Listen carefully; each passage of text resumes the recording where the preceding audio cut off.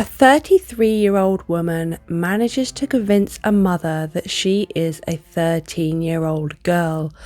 This mother adopts her, and what happens next is truly horrific.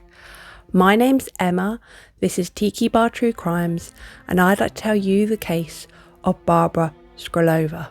Not much is known about Barbora's childhood. She suffered from a very serious case of hypopituitarism. I think I pronounced that correctly, but what it is it's where the pituitary gland doesn't produce enough hormones. This leads to stunted growth, and even when Barbora was an adult in her 30s, she still looked like a 12 or 13-year-old girl. From a young age, Barbora's parents realised that she suffered from severe mental health disorders. Whether this was caused by her glandular disease is unknown, but they decided the best action to take was to put her in an institution for her to receive the best help she could. They did this in the hopes that she could then later lead a normal life. However, Barbora escaped this hospital. How she did it isn't known. There aren't many records to look at. Whether she got help, obviously not from her parents because they wanted her there, but maybe she manipulated someone that worked there into helping her get out. How she escapes remains a mystery, but this is where the horrific story begins. And I'm going to do a few trigger warnings. So this story contains explicit details of child abuse, including cannibalism. The other thing I would say about this case is I've taken it from many sources on the internet. There are slight discrepancies between each sort of source, but I've put together the most consistent narrative that seems to run through all of them. I will put all my sources in the description below. This woman is Clara. She was born in 1975 in the Czech Republic. From a very young age, she exhibited signs of mental illness. She thought she was the reincarnation of Joan of Arc. She believed that she had a purpose from God. She could tell people that she could talk to God. Her perception of reality was flawed, shall we say. She was also very susceptible. She was easily convinced by other people, which is important later on. For example, if someone were to tell you or I something completely bizarre, we'd shrug it off, whereas Clara would be far more likely to be convinced and follow through with these bizarre beliefs. At university, Clara met a man who would later become her husband and father of her two sons, Andrei and Jacob. For a while, everything was very good between the couple. Clara did have mental health issues, but they were under control somewhat. They lived a relatively normal life. However, Clara's mental health started to deteriorate, and her violent outbursts and delusions became more extreme. The husband couldn't take this anymore and left. Now, up until this point, it's important to note that there's no indication that Clara was a bad mother, no indication that she used any violence towards her boys at all. Shortly after her husband left, Clara felt lonely, so she invited her sister, Katharina, who was also a single mother, to move in with them. Katharina also had mental health issues. She also believed she was on a mission from God. She believed she could speak to God. So her reality again is slightly warped. The idea is that they would have each other as a support system to raise their children. So what I'm going to do is I'm going to refer to them as the mother and the aunt because their names are very similar. So we have the mother, Clara, whose husband has left, and we have the aunt, Katharina. How Barbora and Clara, the mother, met isn't well known. In one source, it said that they met while studying pedagogy, which is sort of the practice of teaching at college. Barbora introduced herself as a 13-year-old girl called Annika. Annika says that she fled a juvenile abusive home and pulled at the heartstrings of Clara. Clara ended up bringing her back and later adopting her. So Barbora Skrlová has presented herself to Clara, the mother of the two boys, as Annika, a 13-year-old girl.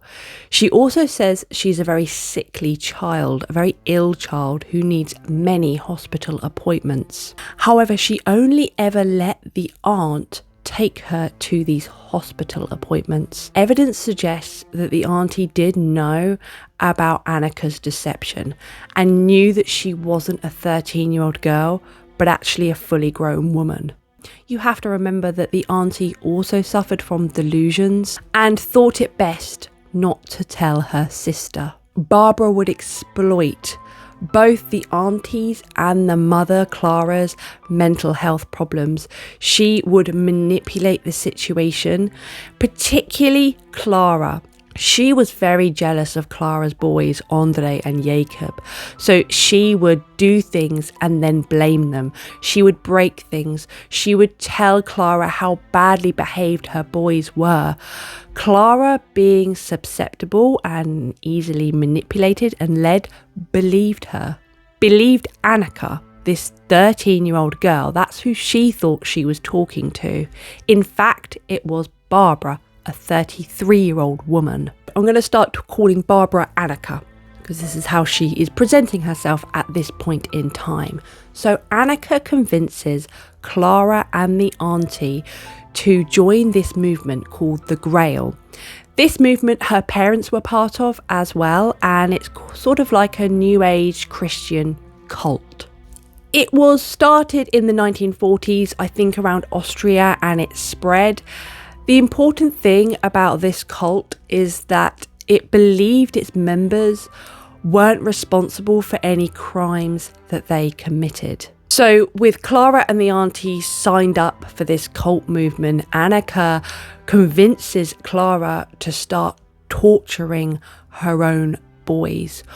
Also, when she goes to these doctor's appointments, these notes come back from said doctor, who later it's revealed is most likely the auntie, saying that these boys need therapeutic intervention. So Clara is receiving these notes from who she believes is a doctor, a man of standing, saying that her boys need the following therapeutic treatments in order to save them, in order to help them get salvation. Clara, being Clara, goes along with this. At this point, Clara is unstable. She is already in anger, lashing out at the boys due to these situations that Annika is orchestrating. She's breaking things and pretending it was the boys. She's just generally causing trouble and saying it was Andre and Jacob. So Clara is getting angry and already lashing out. So these beatings are happening at the delight of Annika, and Annika manages to convince Clara that the only way that the boys can get salvation is if we lock them in a cage. So Clara did it. She erected a cage in the basement and placed her boys down there. This was in 2007, and they remained there for over a year. So these boys were trapped in cages in the basement with no blankets, no soft furnishings. They were beaten, they were starved, tortured, essayed. They were burned with cigarettes, given electric shocks, scratched with forks, whipped, almost drowned through waterboarding, continuously beaten, starved. They were forced to cut themselves with knives. If they weren't trapped in the basement, they were handcuffed to tables upstairs and forced to stand in their own urine for hours, possibly even days. If they vomited, they were forced to eat it. It was then decided that they would get the boys to gain weight again, and so they were force fed. And after this, and this is where the cannibalism comes in, so if you're squeamish in any way, or if you don't want to hear this, I'd skip forward. I'm going to put somewhere where you can skip to. When I first heard it, it did make me feel a little lightheaded, so it's definitely a pre-warning for anyone who doesn't want to hear this. After gaining some weight, they grabbed Andre, held him down, and skinned his leg with a very sharp knife as he screamed and pleaded. The three women, so the mother, the auntie, and Annika, then ate his raw flesh. they did the exact same thing to Jacob, and then they forced the boys to eat their own flesh. If the boys vomited, they would then make them eat that vomit. So these boys aren't just being tortured anymore, they are being eaten alive.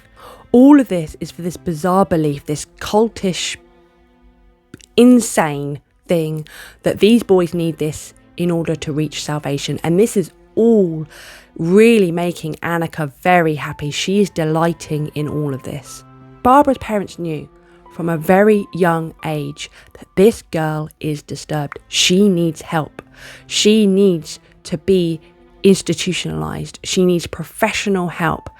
And because she managed to escape, she is now inflicting horror on other children disguised as a child herself. When the boys were in the basement, to keep tabs on them, Clara, the mother, ended up buying a baby monitoring system, and this was actually where they got caught out.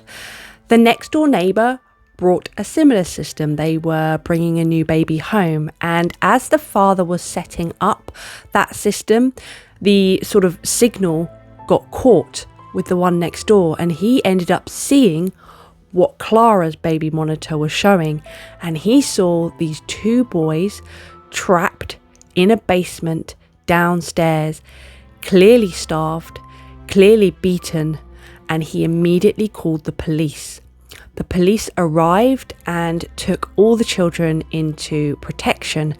Now all the children included Annika, and they arrested Clara and her sister. Sadly, one of the boys died whilst in hospital, and when they were questioning Clara and her sister, the aunt, these women said it was Annika, it was the 13-year-old girl, she's the one that convinced us to do all these things. When they went to look for Annika, so they thought that Annika was also being abused, as she was also a child within that household, she'd gone. She'd fled. She was nowhere to be seen. So Barbara has fled. She's left these women behind to take the blame for the hell that she basically inflicted. I'm not saying the mother and the aunt aren't to blame. They are. But she's gone. And she got out of the Czech Republic, and she actually ends up in Norway. And this is where the story gets slightly strange. Barbara puts on quite a bit of weight. She shaves her head and she binds her breasts. A woman, we're not sure who, enrolls her son, Adam, into a school. She even uses a Czech Republic passport as identification. Now, as you can probably guess, Adam is Barbara. No one at this school suspected that Adam was a woman at all.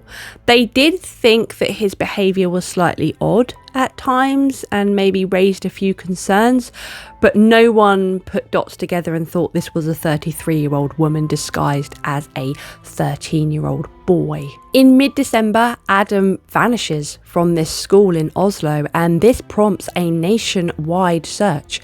A young boy has suddenly gone missing. This is serious.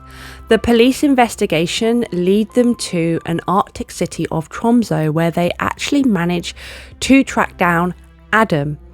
It's then under questioning that they realise this boy isn't Adam, this boy is Barbora Skrlová. It's now been 8 months since Barbara fled the Czech Republic. She is brought back, questioned and detained, and this is when all three women start turning on each other.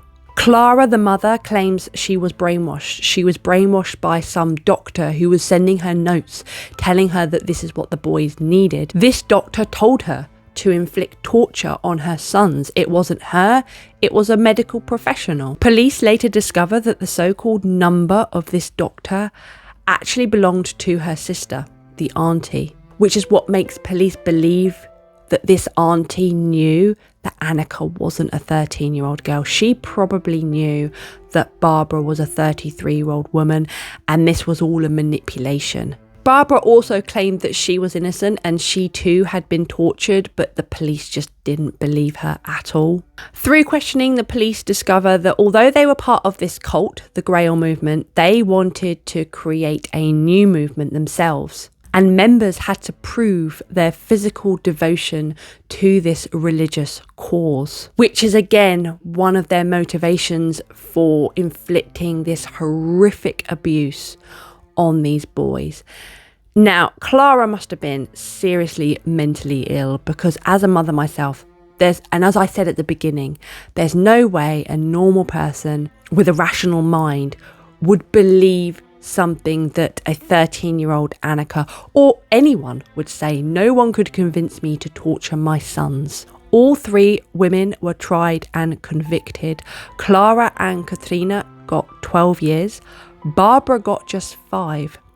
And Barbara was actually released early on good behaviour. She has been free since 2009. So the trail of Barbara has gone cold. No one knows where she's living, what she's doing, how dangerous she is. They believe she's probably somewhere in Eastern Europe, but who knows? If you think this story sounds vaguely familiar, the programme The Orphan was based loosely on Barbora Skrlová. That was the case of Barbora Skrlová. If you like my content, please remember to like, subscribe and comment, and I will see you in the next one.